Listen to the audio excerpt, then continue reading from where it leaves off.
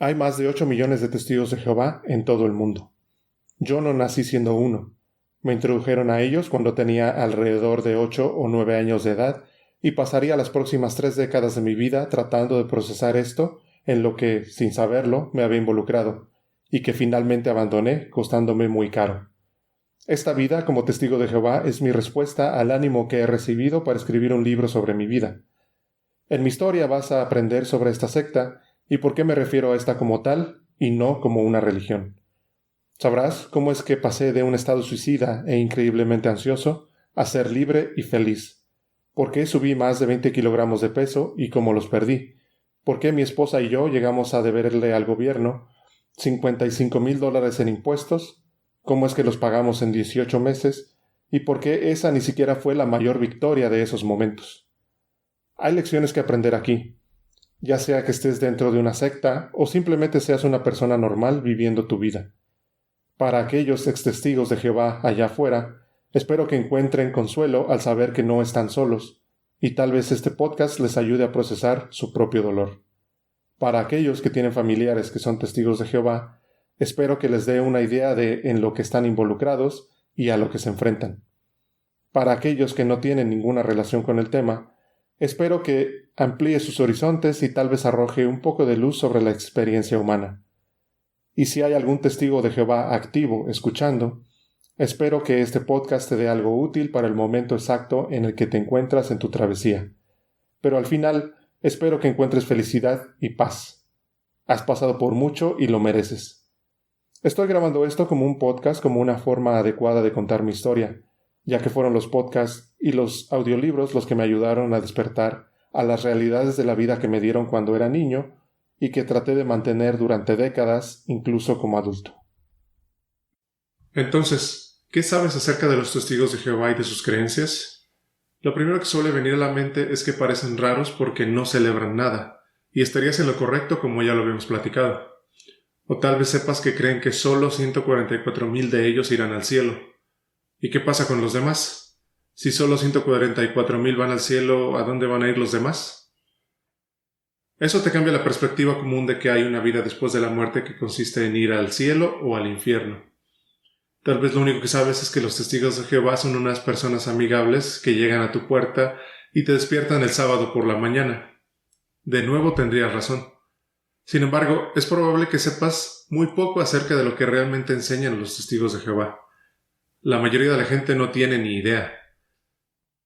Hay mucha información en línea en podcasts y programas sobre cienciología, sobre los mormones y otros grupos religiosos, pero en realidad no hay mucho acerca de lo que los testigos de Jehová realmente enseñan, ni de la cultura que emana de sus enseñanzas. Sospecho que aprenderás algunas cosas que no sabías a menos de que hayas sido testigo de Jehová.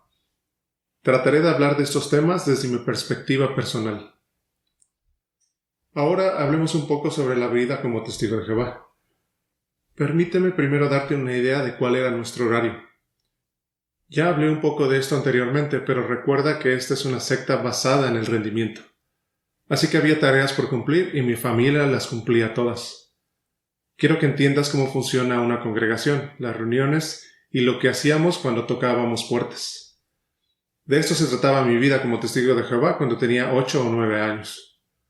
Los martes por la noche tenía lo que ellos llaman el estudio del libro de congregación, y se llevaba a cabo en la casa de algún hermano que ofrecía su casa por voluntad propia. Estos estudios del libro duraban 1 hora y alternábamos los libros que estudiábamos. Por un tiempo estudiamos un libro sobre Revelaciones o Apocalipsis, después un libro sobre la vida de Jesús y las profecías bíblicas de Daniel. Era una reunión de preguntas y respuestas. Muchas de sus reuniones son así. Esto pasaba en pequeños grupos, normalmente de 10 a 20 personas. En algunas congregaciones no había suficientes casas, por lo que estos estudios del libro se llevaban a cabo en el Salón del Reino. Los jueves por la noche teníamos la escuela del ministerio teocrático y la reunión de servicio, una justo después de la otra. Era una reunión de 2 horas en total. La escuela del ministerio teocrático está diseñada para ayudar a los testigos de Jehová a ser predicadores más efectivos cuando van de casa en casa. Aunque nunca me hizo mucho sentido cómo esto le ayudaba a los hermanos hombres. Los hermanos hombres tenían asignaciones como por ejemplo la llamada lectura de la Biblia, en la que subían a la plataforma y leían una porción de la Biblia por 5 minutos. Ir a la puerta de alguien y empezar a leer la Biblia por 5 minutos sería súper extraño e incómodo, pero eso era lo que hacían, aunque entiendo que lo hacían para enseñarnos a ser buenos lectores. Yo creo que nos estaban preparando para ser buenos oradores en las reuniones dentro de la secta y no para ser buenos publicadores. Si les preguntas a testigos de Jehová acerca de algo bueno que hayan sacado de esas épocas, muchos dirán que aprendieron a ser relativamente buenos en oratoria. Las hermanas tenían que subir a la plataforma y hacer simulaciones. Les asignaban un tema y una situación ficticia, como por ejemplo estar de casa en casa o dirigiendo un estudio de libro con una mamá soltera o cosas por el estilo. Subían a la plataforma y se sentaban con otra hermana que simulaba ser la ama de casa. Entonces una hermana le predicaba a la otra, un escenario que podía pasar comúnmente en el ministerio de campo de casa en casa. Por supuesto, el resultado en estas situaciones siempre era el mejor. Si presentaban una revista o alguna publicación, nunca nadie decía «larga de mi puerta» antes de que llame la policía. Todos siempre reciben bien el mensaje. Siempre me pareció divertido porque las situaciones eran demasiado exageradas y poco realistas. Pero así se hacían, ya que se suponía que eran para animar a las hermanas en la congregación a hacer lo mismo. Inmediatamente después empezaba la reunión de servicio. Duraba 1 hora, lo que hacía que la reunión en total durara 2 horas. 1 hora para la escuela del ministerio teocrático y 1 hora para la reunión de servicio. La reunión de servicio estaba basada en un folleto llamado Nuestro Ministerio del Reino. Este lo reciben los testigos de Jehová bautizados y contienen anuncios que vienen directo de la sede de los testigos de Jehová, así como artículos específicos de diferentes temas. Si por ejemplo estábamos a finales de año, recibíamos artículos animándonos a predicar a la gente durante los días festivos. O si había necesidad de construir salones del reino en ciertas zonas, venía un llamado para ir a ayudar. Lo que sea que fuera relevante según la fecha. El folleto Nuestro Ministerio del Reino también tenía partes llamadas necesidades locales. Esta era una oportunidad para que los hermanos locales de tu congregación decidieran qué era en lo que todos necesitaban trabajar y daban un discurso al respecto. O tal vez había un problema específico en el área en el que se predicaba y entonces los ancianos daban un discurso sobre eso. También había una sección de anuncios locales, donde se anunciaba a quién le tocaba limpiar el salón del reino esa semana, quién cortaría el césped, o quién iba a ser el orador el domingo y de dónde nos visitaba. O, por supuesto, quién obró mal y debía ser expulsado e ignorado por todos. Esto último lo anunciaban en la sección de anuncios o a veces lo guardaban para el final de la reunión. Dependía de la congregación y de la noche en particular. Los domingos había otra reunión de 2 horas. Estaba el discurso público que duraba 45 minutos normalmente, y era un sermón impartido por uno de los ancianos que trataba de un tema general apoyado en escrituras seleccionadas para cumplir cierta narrativa. Mi papá llegó a dar muchos de estos discursos acerca de cómo tener una familia feliz. De cualquiera que fuera el tema, de eso se trataba el discurso. Después empezaba el estudio de la Atalaya. Esta era una sección de preguntas y respuestas basada en uno de los artículos de la revista La Atalaya, dependiendo de la semana en curso. Cada revista de la Atalaya tenía 2 o 3 artículos para ser estudiados en la congregación. Alguien leía un párrafo en la plataforma y luego el hermano que dirigía esa parte de la reunión hacía preguntas. Nosotros, la audiencia, las respondíamos y el dirigente nos llevaba para que aprendiéramos la lección que la Atalaya quería que aprendiéramos. Estas reuniones tenían ciertas características, o mejor dicho, carecían de ciertas características. No tenían absolutamente nada para los niños. No hay escuela dominical, ni guardería, ni nada. Se esperaba que los niños se sentaran y prestaran atención, al igual que los adultos, durante horas sobre temas que probablemente no entendían. Había una sala dedicada para madres en la congregación a la que yo iba. No creo que todos los salones del reino tuvieran una sala así. Esta sala para madres era casi un cuarto a prueba de ruido con vidrios polarizados. Las madres llevaban a sus hijos allí para amamantar o cambiar pañales, o por supuesto para golpearlos si los niños no se portaban bien durante las reuniones. En otras congregaciones de las que yo formé parte no teníamos la sala dedicada para madres, pero siempre había una sala en la parte de atrás donde las personas podían llevar a sus hijos si se portaban mal, o para tener un poco de privacidad si lo necesitaban. En las reuniones no se pasaba una bandeja de donaciones. Solo había una caja de donaciones en la parte de atrás del salón a las que podías ir y hacer una donación personal. Este es un punto importante cuando quieren vender la idea de las reuniones. A los testigos de Jehová les gusta presumir que no pasan una bandeja de donaciones. Los puedes ver en sus letreros y les gusta hablar mal de las otras religiones en las que sí pasan una bandeja de donaciones. Por supuesto, en años posteriores han recurrido a repartir hojas de papel y hacer que las personas se comprometan a donar cierta cantidad de dinero al mes para cierto proyecto en particular. Así que tal vez no pasan una bandeja de donaciones, pero pasan papelitos para que la gente se comprometa a hacer donaciones mensuales. Y aunque técnicamente nadie va a saber si alguien no cumple con esa donación, el individuo lo sabe y se sentirá avergonzado. Así que jactarse de la falta de bandejas de donaciones no significa que no haya presión para dar dinero a la congregación y a la organización en general. Regresando al tema, la parte de preguntas y respuestas de las reuniones estaban tan simplificadas que prácticamente cualquiera podía participar. Siempre se nos animaba a contestar las preguntas con nuestras propias palabras, y no solo leer la respuesta directamente de la revista, pero la mayoría lo hacía. Era una sesión muy tediosa y hasta hipnótica, de pregunta-respuesta, pregunta-respuesta. Los salones del reino son ya de por sí monótonos y aburridos. Pocas veces tienen ventanas. Me gusta bromear diciendo que probablemente son así para que no puedas apreciar la belleza y los colores del exterior mientras estás sentado dentro del salón por horas en un ambiente completamente estéril. Las sillas son aburridas, la decoración es aburrida. Ahora puedo decir que todas las secciones de las reuniones son aburridas, aunque cuando era un testigo de Jehová completamente adoctrinado no lo pensaba así. En ese entonces las disfrutaba ya que pensaba que eran la verdad y tenían un significado importante. Los títulos y temas de los discursos y secciones de las reuniones eran publicadas con anticipación, al mismo tiempo que el material que iba a ser utilizado. Se suponía que debíamos estudiar con anticipación para cada una de las reuniones para que supiéramos de qué iban a tratar y así poder participar en ellas respondiendo en voz alta. No había ningún ritual ni nada con lo que pudieras conectar emocionalmente. No había nada a lo que la gente le pudiera llamar espiritual en el sentido de conectar con algo en otro plano, al menos no en un sentido positivo o edificante. También se suponía que debíamos leer la Biblia todos los días. Al menos eso era lo que nos animaba a la organización a hacer, aunque no puedo decir que todos lo hicieran. Adicionalmente había un texto diario que podíamos estudiar. Este era un pequeño libro que todos los testigos teníamos para así poder iniciar nuestro día con un versículo y su explicación, que estaba relacionada con alguna publicación anterior de la organización. Tal vez lo hayas notado ya, con las secciones de preguntas y respuestas, con el estudio antes de las reuniones, con las reuniones en sí, con la lectura diaria de la Biblia, con texto diario, con el estudio personal o familiar. El adoctrinamiento es muy fuerte.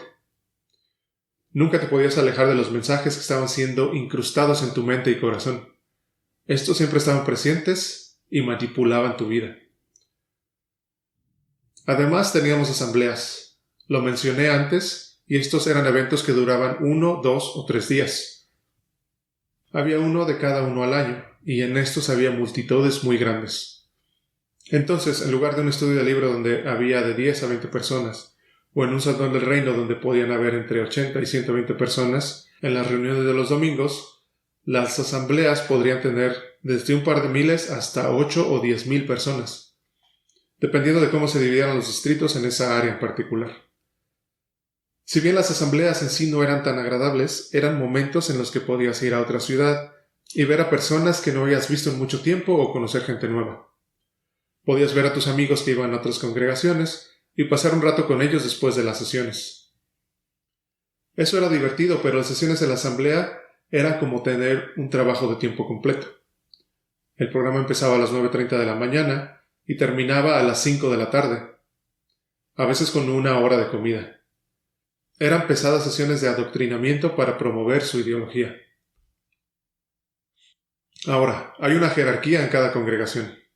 Los testigos de Jehová afirman que los ancianos están ahí para servir a la congregación, como si fueran los de más bajo rango entre los hermanos, pero eso es completamente falso. Los ancianos tienen la capacidad de decidir si eres expulsado o no. Entonces hay dinámicas de poder que ocurren ahí, y el rol de los ancianos es solo uno de ellos. Ahora describiré brevemente quiénes son y las etiquetas para cada una de estas personas que conforman una congregación promedio. Primero está la persona promedio, que es llamada estudiante. Así le llaman a alguien que algún testigo conoció tocando puertas, en su trabajo o donde sea que haya predicado, y esta persona entonces demuestra interés en ir a las reuniones. Técnicamente tus propios hijos pueden ser considerados estudiantes también. Si alguien trae a su estudiante al salón, entonces está trayendo a una persona externa que mostró interés y quiere ir a las reuniones con ellos. Luego están los llamados publicadores no bautizados. Se espera que cada persona que está estudiando con los testigos de Jehová en algún momento empiece a participar en el trabajo del ministerio del campo. Esta persona no está bautizada, por lo que no es considerada un testigo de Jehová por completo, pero sí pueden publicarle a otros y hablar de lo que están aprendiendo. El nombre de publicador se remonta al hecho de que la organización se llama o se llamaba Sociedad de Biblias y Tratados de la Torre del Vigía de Nueva York. Esencialmente era una casa editorial y publicaban todos sus libros y revistas. Históricamente esos libros y revistas se vendían de puerta en puerta y la gente recibía comisiones por esas ventas. Ahora ya no es así, pero había gente que vivía de eso hace muchos años. Pero el término de publicador sigue siendo usado. También están los publicadores bautizados. Ellos son testigos de Jehová completamente, que son regulares en publicar de casa en casa y que también participan en otras formas de ministerio. Además existen los precursores auxiliares. Estos son publicadores bautizados que se han comprometido a dedicar 50 horas al mes al ministerio. Esto lo hacen mes a mes y su nombramiento es anunciado desde la plataforma para que se sientan de cierta forma especiales. Se anuncia algo como el hermano fulano de tal o la hermana fulana de tal es una precursora auxiliar este mes. Reciben algunos elogios y se sienten bien con ellos mismos por hacer algo extra.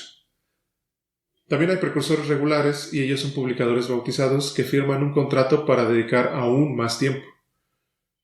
En mis tiempos eran 1000 horas al año. Creo que ahora solo son 840. Terminan siendo 70 horas al mes. Y luego están los siervos ministeriales, que son hermanos hombres en la congregación que llevan a cabo diversas responsabilidades en el salón del reino. A las mujeres no se les permite hacer mucho. Pueden repartir literatura para ser entregada en el ministerio de casa en casa, manejar los micrófonos para las sesiones de preguntas y respuestas, dirigir un equipo de hermanos para el mantenimiento del salón, repartir territorios a hermanos y hermanas para trabajar en el ministerio del campo. Básicamente cualquier cantidad de tareas para apoyar al correcto funcionamiento de la congregación. Después están los ancianos. Los siervos ministeriales aspiran a ser ancianos y se esfuerzan para llegar a serlo. Los ancianos son, por supuesto, solo hermanos hombres. Ellos dan los discursos públicos los domingos, supervisan todos los asuntos importantes de la congregación, como las cuentas financieras, y manejan la dirección de todas las reuniones. Ellos son los que dirigen las sesiones de preguntas y respuestas del estudio de la atalaya. Deben pastorear al rebaño poniéndose en contacto con las personas que creen que están fallando y toman las decisiones judiciales. Sí, sé que las últimas palabras sonaron extrañas, pero eso se debe a que los testigos de Jehová tienen su propio sistema judicial, en el que 3 ancianos se sientan en una habitación con un pecador acusado y determinan si son aptos para permanecer en la congregación o ser expulsados formalmente. Por lo tanto, los ancianos poseen una gran autoridad sobre la vida diaria de los miembros de la congregación y tienen el poder de sacarlos de ella. Después están los superintendentes de circuito. Ellos visitan las congregaciones cada 6 meses y se aseguran de que todo esté en orden. Supervisan a todos y dan discursos de ánimo durante los cuales los miembros de la congregación se desviven para quedar bien y se ríen de cada broma tonta que hace el superintendente pensando que es la persona más increíble del mundo. La escena es digna de ser vista. Todos los hermanos visten trajes completos para presentarse lo mejor posible, en lugar de solo usar sus pantalones de vestir y sacos que usan normalmente. Cuando llega un superintendente de circuito, es un gran acontecimiento durante una semana. De repente la asistencia a las reuniones aumenta. Hay muchas más personas que en cualquier semana normal. Todos aman a todos y todo es genial. Pero cuando se va, la semana siguiente baja la asistencia a las reuniones, junto con las máscaras que todos se pusieron cuando llegó. Todo es muy falso y superficial. Después están los superintendentes de distrito. Ahora son llamados regiones en lugar de distritos. Ellos esencialmente administran los circuitos y a los superintendentes de circuito. En mis tiempos, de vez en cuando visitaban las congregaciones, y cuando lo hacían resultaba en las mismas festividades y falsedades que cuando el superintendente de circuito visitaba. Ahora vamos a hablar sobre el cuerpo gobernante de los Testigos de Jehová, que reside en el estado de Nueva York. Un tiempo la sede de la Watchtower estuvo ubicada al final del puente de Brooklyn. Tenían un letrero muy grande que decía Watchtower. Ya se mudaron a Warwick, al norte del estado de Nueva York. Estos 8 hombres, y el número puede variar con el tiempo, son responsables de la organización. Recientemente se han autodenominado a sí mismos guardianes de la doctrina. ¿Cómo se lee el acrónimo de este nombre en inglés? Guardians of Doctrine. G-O-D. God, o Dios en inglés. Es un juego de palabras, pero no es broma. Esto salió de sus propias bocas durante la investigación de la Comisión Real Australiana sobre su mala respuesta al abuso sexual infantil. Son los autodenominados guardianes de la doctrina. Estos hombres son responsables esencialmente de todo lo que sucede hoy en la organización. Ellos lo dirigen todo. Originalmente la organización comenzó con un hombre, Charles Taze Russell. Eventualmente murió y luego Joseph Rutherford se hizo cargo.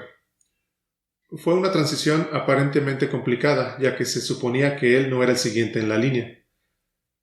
A medida que repasas la historia de la secta te puedes dar cuenta de que finalmente decidieron que en lugar de una sola persona, tendrían un cuerpo para gobernar todo. De la misma manera que cada congregación tiene un cuerpo de ancianos que la dirige, este grupo de hombres dirige a toda la organización. Los miembros son nombrados para ser parte del cuerpo gobernante. Hay una cuestión política ahí, ya que todo se decide internamente en Nueva York, ya que no es como si los miembros de las congregaciones votaran por ellos. Y pasa así nada más, de repente ya hay un nuevo miembro del cuerpo gobernante. Cuando yo era niño la gente podía averiguar quiénes eran los miembros del cuerpo gobernante, pero en realidad nunca los veías. Nos decían que era una indicación de que teníamos la verdad, y que no éramos una secta porque no seguíamos a ningún hombre. Estos hombres no buscaban la gloria y los testigos de Jehová promedio ni siquiera sabían quiénes eran. Sin embargo, en los últimos años se han vuelto extremadamente públicos. Van a asambleas y la gente corre a ellos como si estuvieran hablando con un dios y se toman fotos con ellos. Se cantan canciones para ellos, se organizan fiestas, a veces la gente baila para ellos y puede ser todo un espectáculo. Realmente se han puesto en el foco de atención de la organización. Es un cambio muy interesante comparado con lo que era cuando yo era joven. Ellos estaban en un segundo plano y nadie sabía quién escribió qué o quién dijo qué. Ahora han pasado a un primer plano y son casi deificados por los miembros de la organización. Ahora hablemos del servicio del campo como una de las principales actividades de los Testigos de Jehová. Nuevamente, ahí era cuando salíamos y tocábamos las puertas de las casas. Teníamos pequeñas reuniones para el servicio del campo en el Salón del Reino todos los días de la semana. De lunes a viernes a las 9 de la mañana, pero los sábados nos reuníamos a las 9:30, y así podíamos dormir media hora más. Los domingos la reunión generalmente terminaba alrededor del mediodía. Así que alrededor de la 1 de la tarde salíamos al servicio 1 hora más o menos. La reunión para el servicio del campo era una reunión de 15 minutos dirigida por un hermano que hablaba de algún tema bíblico relacionado con las revistas o libros que se estaban ofreciendo a las personas esa semana. Luego organizaban a las personas en grupos, averiguaban quién tenía planes con quién, repartían el territorio y mandaban a todos a empezar su ministerio. Lo mejor del servicio de campo era que había un descanso, generalmente alrededor de las 11 u 11:30 de la mañana, donde los publicadores se congregaban en un restaurante previamente acordado. Durante años fue un McDonald's al que íbamos cuando estaba en mi congregación. Todos se reunían ahí e invadían todo el restaurante mientras tomaban café. Se sentaban e intercambiaban sus historias de guerra de esa mañana. Siempre en un tono de voz muy alto y sin ninguna consideración por las otras personas que también estaban en el restaurante. Esto llegaba a ser muy incómodo. Hablemos brevemente de sus creencias. Primero déjame decirte que los Testigos de Jehová tienen un término para su sistema de creencias. Lo llaman la verdad. Te lo puedes imaginar en mayúsculas y con su sello de marca registrada. La verdad. Esta es la única verdad del único y verdadero libro de Dios, la Biblia. Si crees en otra cosa que no sea esto, estás equivocado. Hay una religión verdadera y los testigos de Jehová la tienen. Existe una religión falsa y eso es lo que todos los demás tienen. No solo estás equivocado, sino que estás cegado por el mismísimo Satanás el diablo si no aceptas la verdad cuando llegamos a tu puerta y te la presentamos. A menudo los testigos de Jehová se preguntan unos a otros, ¿cuándo aprendiste la verdad? ¿Cómo llegaste a la verdad? Y así por el estilo. La gente tiene problemas para no referirse a ellos como la verdad, incluso después de haber dejado a los testigos de Jehová ya por años o décadas. Ya ni siquiera creen en eso, pero la etiqueta aún se mantiene. Me parece que este es uno de los métodos más simples e ingeniosos jamás pensados para adoctrinar a alguien. Una vez que tienes esa verdad, ¿realmente necesitas considerar algo más? ¿Por qué lo harías? Estás atrapado por ese simple y sencillo término: la verdad. Entonces, ¿estás listo? ¿Estás listo para aprender la verdad? Estoy a punto de desmenuzarla para ti. Todos los años de la existencia humana que han existido o existirán hasta la eternidad están a punto de serte revelados. Aquí vamos. Jehová es el nombre de Dios y solo Jehová es el Todopoderoso. Jesús es su Hijo enviado a la tierra por Él para morir por nuestros pecados. El Espíritu Santo es la fuerza activa de Dios que Él usa para llevar a cabo su voluntad aquí en la tierra. Todos nosotros somos peones en una apuesta entre Jehová y Satanás, quien una vez fue un ángel, pero quería toda la gloria para sí mismo, por lo que se rebeló contra Jehová. Satanás apostó que el hombre estaba mejor si se gobernaba a sí mismo y sin necesitar la influencia de Jehová. Jehová se dispuso a demostrar que el hombre separado de él era incapaz de gobernarse a sí mismo y necesitaba de su guía. Desde entonces, Satanás ha estado tratando de alejar al hombre de Jehová para que lo sirva a él o a cualquiera que no sea Jehová. Esta apuesta entre los dos nos impacta a todos. Hemos vivido en pecado e imperfección desde que vidas perfectas se perdieron en el pecado a través de Adán y Eva y su pecado original.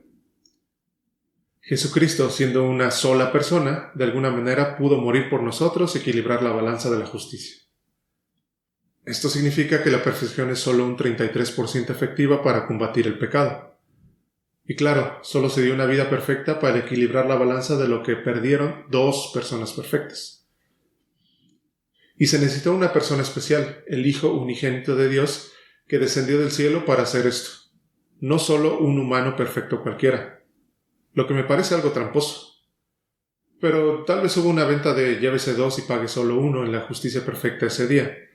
Así que quedamos a mano con el intercambio de una persona perfecta para recuperar lo que perdieron dos personas perfectas, aunque esa persona perfecta era un Dios en realidad. Y bueno, desde entonces el mundo ha sufrido bajo el control de Satanás, mientras Jehová retrocedió para demostrar que Él tiene derecho a gobernar y que lo necesitamos. El plan de Dios para corregir este mundo comienza con la muerte de Jesús, y luego el año 1914.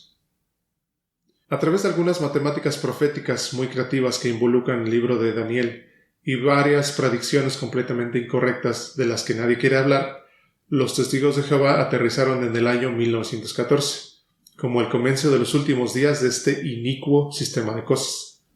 Dado que la Primera Guerra Mundial comenzó ese año, realmente creyeron que aquella vez habían calculado el año correcto. Originalmente pensaron que el mundo se acabaría en 1914. Pero cuando eso no sucedió, la organización decidió que se trataba solo del principio del fin. También era una buena idea, ¿no? Entonces en 1914 supuestamente Jesús comenzó a reinar en el cielo sobre la tierra, pero por el momento era un reinado invisible. Claro, tenían que hacerlo encajar y no se puede argumentar tan fácilmente contra algo invisible. En 1919 Jesús escogió a los estudiantes internacionales de la Biblia, como se llamaba entonces a los testigos de Jehová, como su único pueblo elegido para suministrar la verdad a este mundo. Por supuesto, en ese entonces fumaban, celebraban días festivos y hacían todo tipo de cosas que nunca harían hoy día como testigos de Jehová. Pero me estoy alejando del tema. Los cambios posteriores se han visto como un trabajo de refinamiento a medida que la luz se hace más brillante. La verdad simplemente se vuelve más verdadera con el tiempo, porque antes no era tan verdadera, aunque ahora definitivamente lo es. Esta vez sí. En algún momento inminente, y por inminente aparentemente se refieren a cualquiera de estos días o cualquier día de casi todo el siglo pasado, estallará algo llamado la Gran Tribulación. Comenzará con la destrucción de Babilonia la Grande, idea tomada del libro de Revelaciones de la Biblia, el imperio mundial de la religión falsa. Jehová pondrá en la mente de los líderes mundiales la erradicación de toda religión de la tierra. La Organización de las Naciones Unidas participará en la ejecución de esto. Entonces, debido a que esto eliminará cosas como los días festivos religiosos, los comerciantes se golpearán el pecho horrorizados y frustrados porque ya no podrán vender cosas como antes. El dinero se volverá inútil y la gente lo tirará por las calles. El mundo descenderá al caos. Todas las religiones se acabarán, excepto una. ¿Puedes adivinar cuál? Por supuesto, los testigos de Jehová serán los únicos que prevalecerán y seguirán haciendo lo que hacen a pesar de cualquier persecución.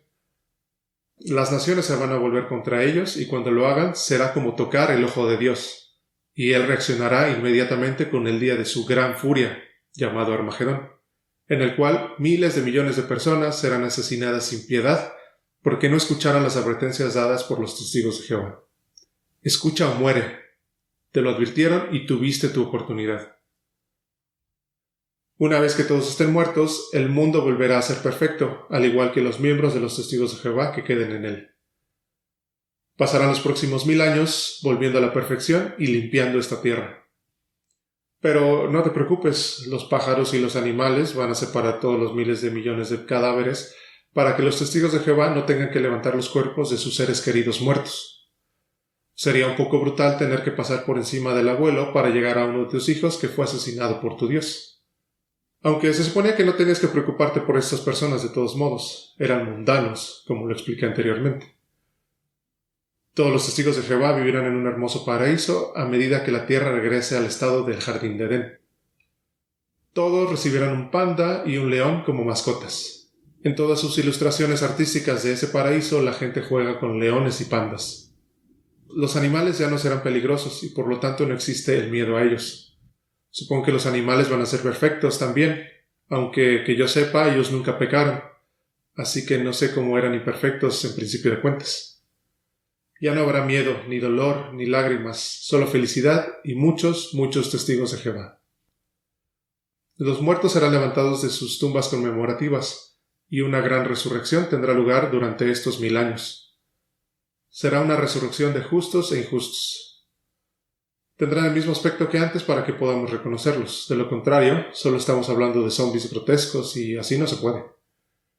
Una escritura dice que el salario que el pecado paga es muerte, por lo que con su muerte pagaron por sus pecados mientras vivían. Tendrán una segunda oportunidad, por así decirlo, y si en esa segunda oportunidad escuchan a los testigos de Jehová y estudian con ellos, posiblemente puedan vivir para siempre. Si no lo hacen, bueno, desafortunadamente Jehová tendrá que matarlos de nuevo. Esto sucede a menudo con Jehová. Al parecer mata a mucha gente. Después de esos 1000 años, los humanos en la tierra serán perfectos. En ese punto pensarías que todos podrían respirar profundamente, con alivio, y entonces tal vez poder llegar a ser felices. Pues no. Durante esos 1000 años, Satanás y sus demonios estuvieron atados en un abismo. Pero al final van a ser soltados para tratar de tentar a la humanidad una vez más, ya que los humanos, aún entonces, todavía no habrán probado ser dignos. Así de inseguro es Jehová. Así que dará rienda suelta al diablo y sus hordas una vez más para causar estragos. Ellos tentarán a la humanidad y las matanzas y caídos serán como la arena del mar. Innumerables muertes ocurrirán mientras la humanidad tambalea una vez más. Al final, el que sobreviva vivirá para siempre. Esta vez de a de veras.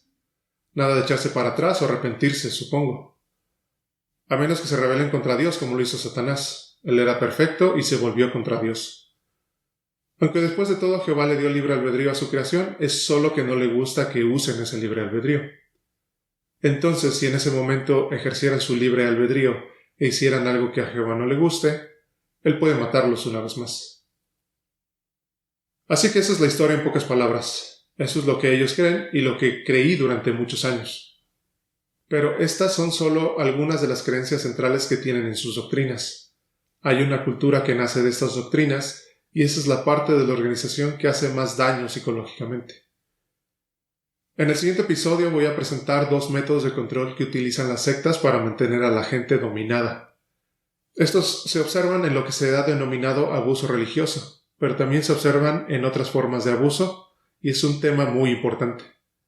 Ya sea que hayas estado en una secta o no, es probable que hayas visto cómo algunas personas controlan a otras y las hacen hacer cosas que de otro modo no harían si lo dejaran en manos de su propia humanidad básica.